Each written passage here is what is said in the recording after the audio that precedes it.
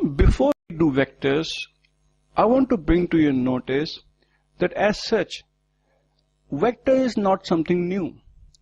It is simply very simple geometry which includes mathematics up to the level of Pythagoras Theorem. So if you know how to use Pythagoras Theorem in a right angle triangle, you know every bit of mathematics about vectors. There's no more mathematics involved. I will explain this by some simple examples.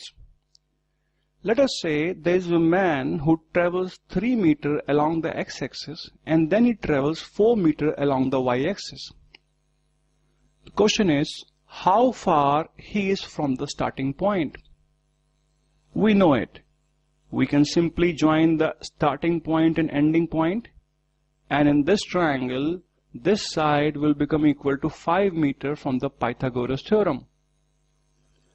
So thus we will say the man is 5 meters away from the starting point, but he has traveled a distance of 3 meters plus 4 meters, and 3 meters plus 4 meters is equal to 7 meters. So he is not 7 meters away from the starting point. We will say 5 to be the displacement, which we will say a vector, and we will say 7 to be the distance traveled. So distance traveled by the man is 7 meters, whereas the displacement of the man is only 5 meters. What we have done, we have simply applied the Pythagoras theorem. 5 is equal to root 3 square plus 4 square. What is 3? 3 is the distance traveled by the man in x direction, or the displacement in x direction. 4 is the distance traveled by the man in y direction. And what we have done? We have found 5 by under root of distance in x direction whole square plus distance in y direction whole square. This is all we are going to do in vectors as well. And if now it is asked, what is the angle that the final displacement of the man makes with the x-axis? So this is the final displacement of the man between the final point and the starting point, and this is the angle theta we want to find. From simple trigonometry, we know that tan theta will be equal to 4 by 3, and therefore theta will be equal to 53 degrees. And tan theta is therefore equal to distance in y direction upon distance in x direction, 4 upon 3. Now, let me extend the same problem. The same man travels 3 meters in x direction, then 4 meters from B to C, and then 5 meters from C to D as shown again in x direction. Question is, how far is the man from the starting point? Basically, we have to find the length of the line connecting A and D. Let's join A and D. So this is the length we are interested to find. This is how far he is from the starting point. He has traveled a distance of 3 plus 4 plus 5 equal to 12 meters, but his displacement is not 12 meters. How do we find this displacement between A and D? AD is the distance of the man from the starting point. AD is the distance of the man from the starting point. He has traveled a total distance of 3 plus 4 plus 5 equal to 12 meters. This is simply a problem of geometry. How what we can do? If I drop a perpendicular from the point D along the line AB, if I extend the line AB, now if I focus on this triangle, this side is 3 meters and this side will be 5 meters. And this side will be equal to 4 meters. So if I now focus on this triangle AED, I will see that this is again a triangle with one of the angle to be 90 degree, and I can apply the Pythagoras theorem. By Pythagoras rule, AD will become equal to 8 square plus 4 square under root, and that will be equal to root 80, and that will be approximately equal to 8.94 meter. So the displacement of the man is 8.94 meter, whereas the distance traveled by the man is 12 meters. So what we have done again in this problem, We have found the total displacement in x direction, 3 in the first run, 5 in the second run. 3 plus 5 is equal to 8. We have found the total displacement in the y direction, which is equal to 4, which was in the second run. And the total displacement is equal to under root of total displacement in x direction whole square plus total displacement in y direction whole square. And the angle that the final displacement of the man makes with the x-axis is, this is the angle we want to specify, we want to indicate. This theta is what we want to find, and this tan theta will simply be equal to 4 divided by 8 in this triangle. Tan theta will be equal to 4 divided by 8 is equal to 1 by 2, and which is equal to total displacement in y direction upon total displacement in x direction. Next example, let us say a man travels from A to B, and then from B to C, and then from C to D, and then from D to E. How far is he from the starting point? Again, we are basically interested to find the length of this line AE, and we are going to apply the same method. In this triangle, this side is equal to 3 meters, this side is equal to 5 meters, and this side will be equal to 4 minus 2 will be equal to 2 meters. So in this triangle, simply AE will become equal to 3 plus 5 whole square plus 4 minus 2 whole square will be equal to 8 square plus 2 square under root 68. So total displacement of the man this time from the starting point will be equal to root 68, and the total distance traveled by the man will be 3 plus 4 plus 5 plus 2 will be equal to 14 meters.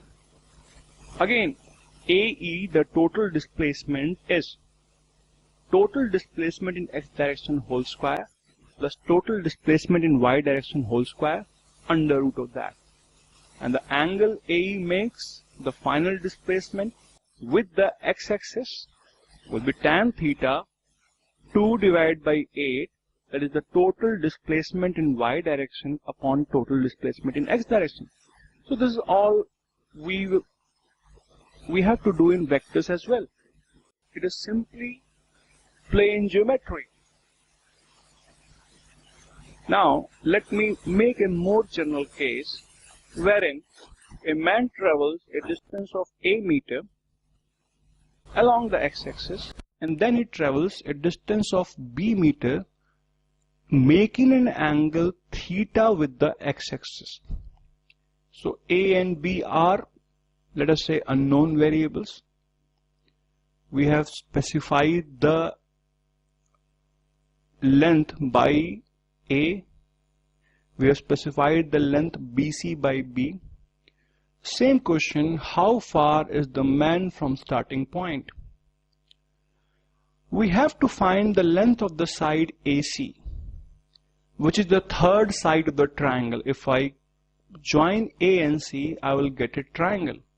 And this is the length I am interested to find, the third side of the triangle. Simply, I know that C is not equal to A plus B. If I say the third side of the triangle is equal to C, C is not equal to A plus B. Actually, C is the displacement. Distance traveled is equal to A plus B. But displacement is not equal to A plus B. Displacement is equal to the third side of this triangle. A plus B is the distance traveled. How is that I am going to find the third side of the triangle C? What to do? Again, what I do is I drop a perpendicular from the top point C along the line which is along x-axis. Now, this angle is theta, so this perpendicular distance to the x-axis, let us say by, will be equal to by sine theta. Why? Because sine theta I know is equal to by upon b. By upon b is equal to sine theta. Similarly, cos theta will be equal to bx upon b, and therefore bx will be equal to b cos theta. So this is the side A and this is side B. This is b cos theta, this is b sin theta, and this is the angle theta. Now I connect the point A and C and I get a new triangle which is a perpendicular triangle, right angle triangle. In this triangle I want to find the length of the side AC, which will be simply equal to AD square, this length, plus DC square. AD will be equal to A plus B cos theta, and DC will be equal to B sin theta. So C, the third side, whole square will be equal to A plus B cos theta whole square plus B sin theta whole square. If I square this, I will get A square plus B square cos square theta plus 2AB cos theta. This will be equal to this much, plus B square sin square theta. If I add them, I will get A square plus B square. If I take out B square common, B square cos square theta plus B square sin square theta plus 2AB cos theta, which will be equal to C is equal to A square plus B square plus 2AB cos theta, where AD is the total displacement in x direction and BC is the total displacement in y direction. So again, what we have done, we have found the total displacement in x direction whole square plus total displacement in y direction whole square, and then under root of it to find the length of the third side of the triangle, which comes out to be A square plus B square plus 2AB cos theta. Thus, the third side of the triangle will have a length of C is equal to A square plus B square plus 2AB cos theta, where theta is the angle between A and B. And the third side will make an angle phi with the x-axis. This is the angle phi. The third side, the final displacement of the man from the starting point, makes with the x-axis, and we can find the value of phi by, in this triangle, to be tan phi is equal to this side b sin theta upon this side A plus B cos theta. Tan phi is equal to b sin theta plus A plus B cos theta. What we have done? Total displacement in y direction upon total displacement in x direction. So this is all the mathematics we will require in vectors. All we need to find is the length of the third side of the triangle, which will be equal to total displacement in x direction whole square plus total displacement in y direction. This is all the mathematics we are going to require in vectors. Let me ask you a brain teaser. It's a simple question. Let us say this is a rectangular field, a ground which is of rectangular shape. A man has to travel from point A to C, and there are two men. One of the men travels straight from A to B, and then he goes from B to C, and he reaches the point C. Where the other man, which travels along the green line, travels in a zigzag path and reaches the point C. Now, zigzag paths are all perpendicular. The question is, do they have same displacement? And do they have the same distance traveled? So, yes, displacement, it appears, will be same. Why? Because the final position and the initial position of both the men were same. Displacement has to be same. Question is, will the distance traveled be also same by the two men, or will it be different?